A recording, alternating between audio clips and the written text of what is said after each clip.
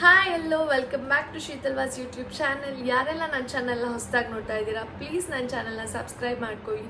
ಹಾಗೆ bell ಐಕಾನ್ನ click ಮಾಡ್ಕೊಳ್ಳಿ. ನಾನು ಯಾವುದೇ ಹೊಸ ವೀಡಿಯೋಸ್ ಹಾಕಿದ್ರು ಡೈರೆಕ್ಟ್ ನಿಮಗೆ ನೋಟಿಫಿಕೇಷನ್ ಬರುತ್ತೆ. ಆ್ಯಂಡ್ ಪ್ಲೀಸ್ ಲೈಕ್ ಮಾಡಿ, ಶೇರ್ ಮಾಡಿ, ಕಮೆಂಟ್ ಮಾಡಿ ಆ್ಯಂಡ್ ಸಪೋರ್ಟ್ ಮಾಡಿ. ಹಾಯ್, ಇವತ್ತು ನಾವು ಫ್ಯಾಮಿಲಿ ಕಸಿನ್ಸ್ ಎಲ್ಲ ಆಚೆ ಹೋಗ್ತಾ ಇದ್ವಿ. ಟೆಂಪಲ್ಸ್ ಎಲ್ಲ ಹೋಗ್ಬಿಟ್ಟು ಬರೋಣ ಅಂತ. ಹಬ್ಬಕ್ಕೆ ಅಂತ ಮನೇಲಿ ಎಲ್ಲರೂ ಬಂದಿದ್ರಲ್ಲ, ಎಲ್ಲರೂ ಉಳ್ಕೊಂಡಿದ್ರು. ಅದಕ್ಕೆ ಇವತ್ತು ಆಚೆ ಹೋಗಿ ಬರೋಣ, ಹೇಗೋ ಹಬ್ಬ ಮುಗೀತಲ್ಲ ಅಂಥೇಳಿ ಹೋಗ್ತಾ ಇದ್ವಿ. ನಮ್ಮ ಪಾಪನು ಹಾಯ್ ಮಾಡ್ತಾ ಇದ್ದಾನೆ. ಆಮೇಲೆ ಯಾವ್ಯಾವ ದೇವಸ್ಥಾನಕ್ಕೆ ಹೋಗ್ತೀವಿ, ಆ ದೇವಸ್ಥಾನದಲ್ಲಿ ಏನೇನು ಮಹಿಮೆ ಇದೆ, ಅದ್ರ ಬಗ್ಗೆ ನನಗೇನು ಗೊತ್ತಿದೆ, ನಮ್ಮ ಅಮ್ಮಂಗೆ ಏನು ಗೊತ್ತಿದೆ, ಹೇಳೋದ್ರ ಹತ್ರ ಏನು ತಿಳ್ಕೊಂಡಿದ್ದೀನಿ, ಅದ್ರ ಬಗ್ಗೆ ಎಲ್ಲ ನಾನು ನಿಮ್ಗೆ ಇವತ್ತು ಹೇಳ್ತೀನಿ. ಆ್ಯಂಡ್ ಇಲ್ಲಿ ತುಮಕೂರು ನಿಯರ್ ಎಲ್ಲೆಲ್ಲಿ ಯಾವ್ಯಾವ ಟೆಂಪಲ್ ಇದೆ ಅಲ್ಲೆಲ್ಲ ಹೋಗ್ತೀವಿ. ಅಂದರೆ ತುಂಬ ನಿಯರ್ ಇರೋದು ಹೋಗ್ತಾಯಿದ್ದೀವಿ, ತುಂಬ ಲಾಂಗೂ ಇಲ್ಲ. ನಾನು ಫುಲ್ ವ್ಲಾಗ್ ನೋಡಿ ನಾವೆಲ್ಲೆಲ್ಲಿ ಹೋಗ್ತೀವಿ, ಏನೇನು ಮಾಡ್ತೀವಿ ಅಂತೆಲ್ಲ ತೋರಿಸ್ಕೊಡ್ತೀನಿ.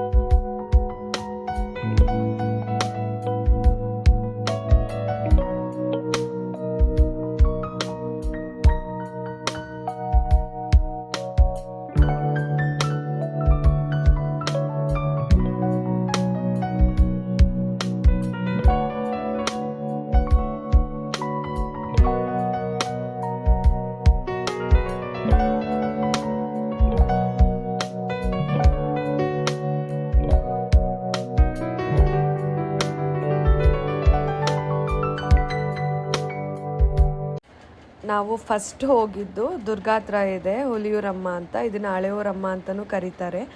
ಇದು ಕೂಡ ತುಂಬ ಶಕ್ತಿ ದೇವತೆ. ಫಸ್ಟು ನಾವು ಇದ್ರ ದರ್ಶನ ಮಾಡ್ಕೊಂಡು ಹೋಗೋಣ ಅಂಥೇಳಿ ಫಸ್ಟು ನಾವು ಈ ದೇವಸ್ಥಾನಕ್ಕೆ ಹೋದ್ವಿ.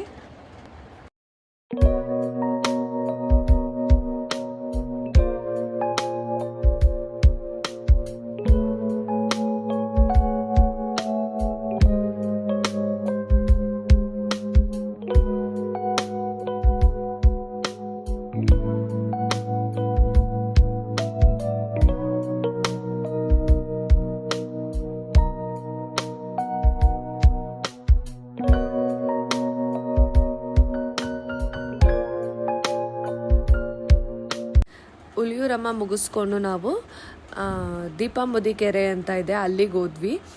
ಅಲ್ಲಿ ಕಾಳಿಕಾಂಬ ದೇವರಿರೋದು. ಅಲ್ಲಿ ಯಾರೋ ದೇವ್ರ ಪೂಜೆ ಮಾಡಿಸ್ತಾಯಿದ್ರು. ಅಲಂಕಾರ ಇನ್ನೂ ಮುಗ್ದಿರಲಿಲ್ಲ, ಇನ್ನೂ 30 to 40 minutes ಆಗುತ್ತೆ ಅಂತ ಹೇಳಿದ್ರು. ನಾನು ಪಾಪ ಮಲಗಿದ್ದ ಅಂತ ಹೇಳಿ ನಾನು ಮತ್ತೆ ಟಿಟಿಗೆ ಬಂದುಬಿಟ್ಟೆ. ನಾನು ಅಲಂಕಾರ ನೋಡೋಕ್ಕಾಗಲಿಲ್ಲ. ಇದು ನೋಡಿಕೊಂಡು ನಾನು ಹೊರಟುಬಿಟ್ವಿ. ಅವರೆಲ್ಲ ಕೂತಿದ್ದು ನೋಡಿಕೊಂಡು ಬಂದರು. ಅದನ್ನು ಮುಗಿಸಿ ನಾವು ಹೊರಟು. ಕಾರಲ್ಲೇ ಹೋಗೋಣ ಅಂತ ಪ್ಲ್ಯಾನ್ ಇತ್ತು, ಬಟ್ ನಾವೆಲ್ಲ ಫ್ಯಾಮಿಲಿ ತುಂಬ ಜನ ಇದ್ವಿ ಅಲ್ಲ, ಅದಕ್ಕೆ ಟಿ ಟಿ ಮಾಡ್ಕೊಂಡೇ ಹೋಗೋಣ ಅಂಥೇಳಿ ಹೊರಟ್ವಿ. ನಮ್ಮ ಚಿಕ್ಕಪ್ಪನೇ ಟಿ ಟಿ ಓಡಿಸ್ತಿರೋದು. ನಮ್ಮ ಚಿಕ್ಕಪ್ಪಂದೇ ಟಿ ಟಿ ಇದು. ಅವರು ಬಾಡಿಗೆಗೆ ಹೋಗ್ತಾ ಇರ್ತಾರೆ, ಅವರು ಓನ್ ಪರ್ಪಸ್ಗೇನೂ ಯೂಸ್ ಮಾಡ್ತಾರೆ. ನಾವು ಎರಡೆರಡು ಕಾರಲ್ಲಿ ಹೋದರೆ ಸುಮ್ಮನೆ ವೇಸ್ಟ್ ಅಂತ ಹೇಳಿ ನಾವು ಒಟ್ಟಿಗೆ ಟಿ ಟಿ ಮಾಡಿಕೊಂಡೇ ಹೋಗೋಣ ಅಂದ್ಕೊಂಡು ಹೊರಟು. ನೆಕ್ಸ್ಟು ನಾವು ವಿದ್ಯಾಚೌಡೇಶ್ವರಿಗೆ ಹೋದ್ವಿ. ಇದು ವಿದ್ಯಾಚೌಡೇಶ್ವರಿನೂ ನಿಯರೇ ಇದೆ, ದುರ್ಗಾ ನಿಯರ್ ಅಂಗ್ರಳ್ಳಿ ಅಂತ ಇದೆ, ಅಲ್ಲಿ ಹೋದ್ವಿ. ಇದು ಕೂಡ ತುಂಬ ಚೆನ್ನಾಗಿದೆ ದೇವಸ್ಥಾನ. ನಾನು ಆಲ್ಮೋಸ್ಟ್ ಈ ದೇವಸ್ಥಾನಕ್ಕೆ 2 ವರ್ಷದಿಂದ ಹೋಗ್ತಾಯಿದ್ದೀನಿ. ನಾನೇನು ಅಂದ್ಕೊಂಡಿದ್ದೀನಿ ಎಲ್ಲ ಸೀರಿಯಸ್ಲಿ ಆಗಿದೆ ನನಗೆ. ಆ ದೇವಸ್ಥಾನಕ್ಕೆ ಹೋದಾಗಿಂದ ನಾನು ಈ ದೇವ್ರನ್ನ ತುಂಬ ನಂಬ್ತೀನಿ. ಬಟ್ ಅಲ್ಲಿ ಶಾಸ್ತ್ರ ಆ ಥರ ಏನೂ ಕೇಳಿಲ್ಲ, ಬಟ್ ನಾನು ದೇವ್ರಿಗೆ ಹರಿಸ್ಕೊಂಡಿದ್ದೆ. ಆಮೇಲೆ ಬಸವಪ್ಪನ ಹತ್ರ ಕೇಳಿದ್ದೆ, ಅದು ಎಲ್ಲ ನನಗೆ ನೆರವೇರ್ತು. ಆ್ಯಂಡ್ ಈ ಸಲ ನನ್ನ ಪಾಪ ಕರ್ಕೊಂಡು ಹೋಗ್ತೀನಿ ಅಂತ ಅಂದ್ಕೊಂಡು ಬಂದಿದ್ದೆ. ಅಂದ್ಕೊಂಡು ಸೊ ಹೇಗಿದ್ರು ಹೋಗೋ ಪ್ಲ್ಯಾನ್ ಇದೆಯಲ್ಲ, ಇಲ್ಲಿಗೂ ಹೋಗೋಣ ಪಾಪು ಕರ್ಕೊಂಡು ಹೋಗೋಣ, ಪಾಪುನೂ ಕರ್ಕೊಂಡು ಹೋದರೆ ಹೇಗೋ ಮುಗಿಯುತ್ತೆ ಹರಕೆ ಕೂಡ ಅಂತ ಹೇಳಿ ನಾನು ಪಾಪ ಕರ್ಕೊಂಡು ಹೋದ್ವಿ. ಈ ರೀತಿ ಬಸವಪ್ಪ ದಾಟುತ್ತೆ. ಏನಾದರೂ ಅವ್ರು ಅಂದ್ಕೊಂಡಿರೋದು ಆಗಲ್ಲ ಅಂತ ಬಸವಪ್ಪಂಗಿದ್ರೆ ಅದು ಆ್ಯಕ್ಚುಲಿ ದಾಟಲ್ಲ. ಇದು ಆಲ್ಮೋಸ್ಟು ಅಲ್ಲೇ ಒಂದು 3-4 ಜನಕ್ಕೆ ಆ ಥರ ಆಯಿತು. ಆ್ಯಂಡ್ ನಮ್ಮ ಫ್ಯಾಮಿಲಿಯವರು ಎಲ್ಲ ಮಲಗಿದ್ರು. ಎಲ್ಲರಿಗೂ ದಾಟ್ತು, ಅದೇ ಖುಷಿ.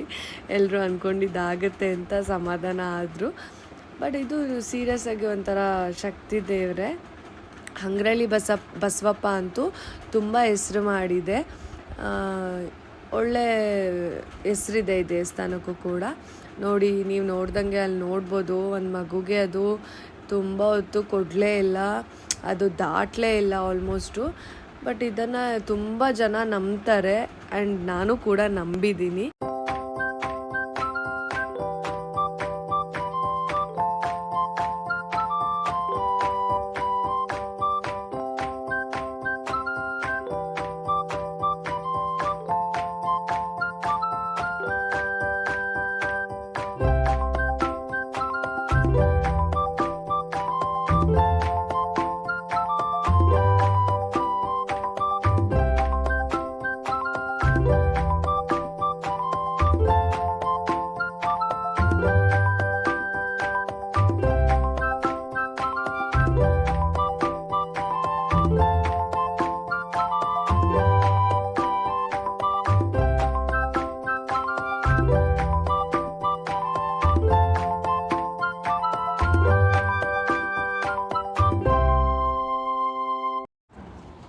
ಇದೇ ವಿದ್ಯಾಚೌಡೇಶ್ವರಿ ದೇವರು.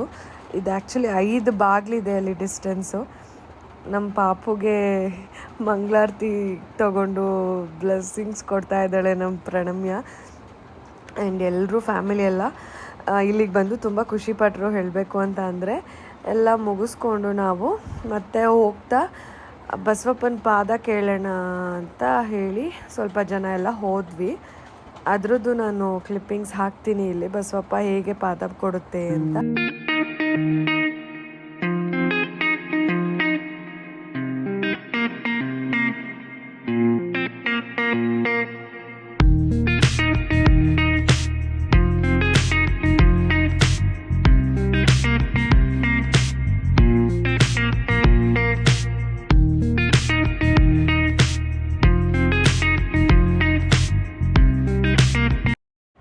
ಅಲ್ಲಿ ಮುಗಿಸಿ ನಾವು ಉಜ್ನಿ ಚೌಡೇಶ್ವರಿಗೆ ಬಂದ್ವಿ. ನಿಜವಾಗ್ಲೂ ನಾನು ಈ ದೇವಸ್ಥಾನಕ್ಕೆ ಫಸ್ಟ್ ಟೈಮ್ ಬಂದಿದ್ದು. ಇಲ್ಲಿ ಕೊಂಡ ಎಲ್ಲ ತುಂಬ ಜೋರಾಗಿ ನಡೆಯುತ್ತೆ. ಈಗ ರೀಸೆಂಟಾಗಿ ಕೊಂಡ ಎಲ್ಲ ಆಗಿತ್ತು ಇಲ್ಲಿ ದೇವಸ್ಥಾನದಲ್ಲಿ. ನಿಜವಾಗ್ಲೂ ನಾನು ಫಸ್ಟ್ ಟೈಮ್ ದೇವ್ರು ನೋಡಿದ್ದು. ಎಷ್ಟು ಚೆನ್ನಾಗಿದೆ ದೇವಸ್ಥಾನ ಆ್ಯಂಡ್ ದೇವರು ಅಂತ ಹೇಳಿದ್ರೆ ನಿಜವಾಗ್ಲೂ ನೋಡಿದ ತಕ್ಷಣ ಮೈ ರೋಮಾಂಚನ ಆಗುತ್ತೆ. ಅಷ್ಟು ಚೆನ್ನಾಗಿದೆ ದೇವಸ್ಥಾನ. ದೇವರು ನೋಡಿ, ಇದೆ ಉಜ್ನಿ ಚೌಡೇಶ್ವರಿ. ಇದು ಹಬ್ಬ ತುಂಬ ಜೋರಾಗಿ ನಡೆಯುತ್ತೆ.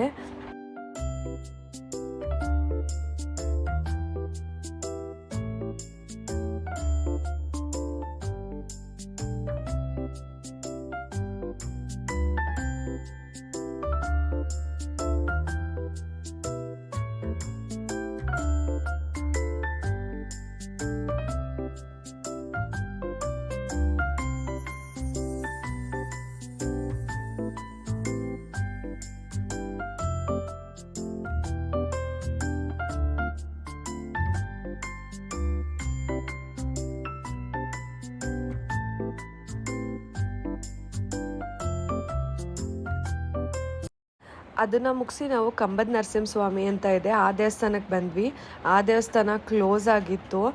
ಬಟ್ ಇದು ಬೆಟ್ಟ ಹತ್ತಬೇಕು, ಅಲ್ಲಿ ಮೆಟ್ಲಿದೆ, ನಾವು ಅಲ್ಲಿಗೆ ಹೋಗಲಿಲ್ಲ, ಇದು ಕ್ಲೋಸ್ ಆಗಿತ್ತು ಅಂತ ಹೇಳ್ಬಿಟ್ಟು. ಅಲ್ಲಿ 600ರಿಂದ 700 ಮೆಟ್ಲಿದೆ. ಆ ಮೆಟ್ಲತ್ತು ಹೋಗ್ತಾ ನಾವು ಕೇಳ್ಕೊಂಡು ಹೋಗಬೇಕು. ಅಲ್ಲಿ ಬೆಟ್ಟದ ತುದಿಲಿ ಮರದ್ದು ಎಲೆ ಇರುತ್ತಂತೆ, ಆ ಎಲೆ ಕಿತ್ಕೊಂಬಂದು ಆಗುತ್ತಾ ಇಲ್ವಾ ಅಂತ ಅಂದ್ಕೊಂಡು ನಾವೇನು ಕೇಳ್ಕೊಂಡು ಹೋಗಿರ್ತೀವಿ. 5 ಆಸೆಗಳಲ್ಲಿ 1 ಆಸೆ ನೆರವೇರುತ್ತಂತೆ. ಅದನ್ನು ತೊಗೊಂಬಂದು ಮನೇಲಿಟ್ಟು ಪೂಜೆ ಮಾಡಿ ಆಸೆ ನೆರವೇರಿದ ಮೇಲೆ ಆ ಎಲೆನ ತೊಗೊಂಡೋಗಿ ದೇವಸ್ಥಾನದಲ್ಲಿ ಹಾಕಬೇಕಂತೆ. ಇದು ದೇವಸ್ಥಾನದ ಸಂಪ್ರದಾಯ ಅಂತೆ. ಬಟ್ ನಾವು ಹೋದಾಗ ಕ್ಲೋಸ್ ಆಗಿತ್ತು. ಬಟ್ ಅಮ್ಮ ಹೋಗಿ ಅದನ್ನು ಮಾಡಿದರು, ಅಮ್ಮಂಗೆ ಅದು ಆಗಿತ್ತು ನನ್ನ ವಿಷಯದಲ್ಲಿ. ಇದನ್ನು ಅಮ್ಮ ನನಗೆ ಹೇಳಿದ್ರು, ನಾನು ನಿಮ್ಗೆ ಹೇಳ್ತಾ ಇದ್ದೀನಿ. ಆ್ಯಂಡ್ ಇದನ್ನು ಮುಗಿಸಿ ನಾವು ಹೊರಟ್ವಿ.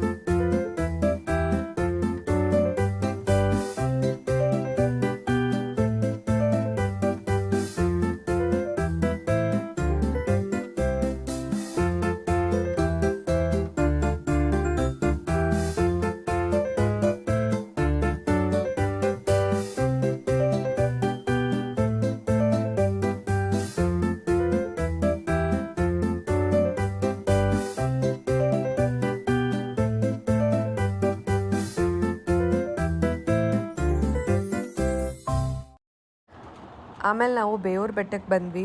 ಬೆಟ್ಟ ಅಂತೂ ಎಷ್ಟು ಕರ್ವ್ ಇದೆ ಅಂದರೆ ಭಯನೇ ಆಗುತ್ತೆ ನೋಡೋಕ್ಕೆ. ನಾನು ಎದುರುಗೋದಿದ್ದೆ ಫಸ್ಟು ನಮ್ಮ ಅಪ್ಪನ ಜೊತೆ ಹೋಗುವಾಗ ಈ ಬೆಟ್ಟಕ್ಕೆ. ಕಾರಲ್ಲಿ ಹೋಗುವಾಗ ನಾನು ಕಾರಿಂದ ಇಳಿದ್ಬಿಡ್ತಿದ್ದೆ, ನಾನು ನಮ್ಮಮ್ಮ ಕಾರಿಂದ ನಾವು ಬರಲ್ಲ ನಡ್ಕೊಂಬರ್ತೀವಿ ಅಂತ ಹೇಳ್ಬಿಟ್ಟು. ಬಟ್ ತುಂಬ ರೇರ್ ನಾವು ಹೋಗಿರೋದಿದ್ನ, ಒಂದು 4-5 ಸಲ ಹೋಗಿದ್ದೆ. ಚೆನ್ನಾಗಿದೆ ಬೇವೂರು ಬೆಟ್ಟ. ಆ್ಯಂಡ್ ಇಲ್ಲೂ ಕೂಡ ಕ್ಲೋಸ್ ಮಾಡೋ ಟೈಮಿಂಗ್ ಆಗಿತ್ತಂತೆ ನಾವು ಹೋಗೋದಕ್ಕೆ. ಸದ್ಯಕ್ಕೆ ಅವರು ಪುರೋಹಿತರು ಆಚೆನೇ ಇದ್ದಿದ್ದರಿಂದ ನಮಗೆ ಡೋರ್ ತೆಗೆದು ಮತ್ತೆ ನಮಗೆ ದರ್ಶನ ಮಾಡೋದಕ್ಕೆ ಬಿಟ್ಕೊಟ್ರು. ನಾವು ಒಂದು 5 ನಿಮಿಷ ಲೇಟಾಗಿ ಹೋಗಿದ್ರು, ನಮಗೆ ದೇವ್ರ ದರ್ಶನ ಮಾಡೋಕ್ಕೆ ಆಗ್ತಿರ್ಲಿಲ್ಲ. ನಮ್ಮ ಲಕ್ ಹೇಗೋ ದರ್ಶನ ಆಯಿತು. ಮುಗಿಸಿ ಮತ್ತೆ ಹೊರಟ್ವಿ. ಅಲ್ಲಿ ಮುಗಿಸಿ ನಾವು ಈಗ ತುಂಬ ಫೇಮಸ್ ಆಗಿಬಿಟ್ಟಿರೋ ಗೌಡಗೆರೆ ದೇವಸ್ಥಾನಕ್ಕೆ ಹೋದ್ವಿ. ನಿಜವಾಗ್ಲೂ ನಾನು ಆಲ್ಮೋಸ್ಟ್ ಇದಕ್ಕೆ ತುಂಬ ಸಲ ಹೋಗಿದ್ದೀನಿ. ನಾನು ಓಪನ್ ಆದಾಗಿಂದನೂ ಹೋಗ್ತಾ ಇದ್ದೀನಿ. ಬಟ್ ನಾನು ಪ್ರೆಗ್ನೆಂಟ್ ಟೈಮಲ್ಲಿ ಒಂದು 5 ಮಂತ್ಸ್ ಇದ್ದಾಗ ಹೋಗಿದ್ದೆ. ಆಮೇಲೆ ಒಂದು ಸ್ವಲ್ಪ ಗ್ಯಾಪ್ ಆಯಿತು. ಬಿಟ್ಟರೆ ಇಷ್ಟೊಂದು ಕಾಯಿ ಕಟ್ಟಿದ್ದಾರೆ ಅಂತ ಅಂದರೆ ನಿಜವಾಗ್ಲೂ ನೋಡೋದಕ್ಕೆ ಶಾಕ್ ಆಗಿಬಿಡ್ತು ನನಗೆ.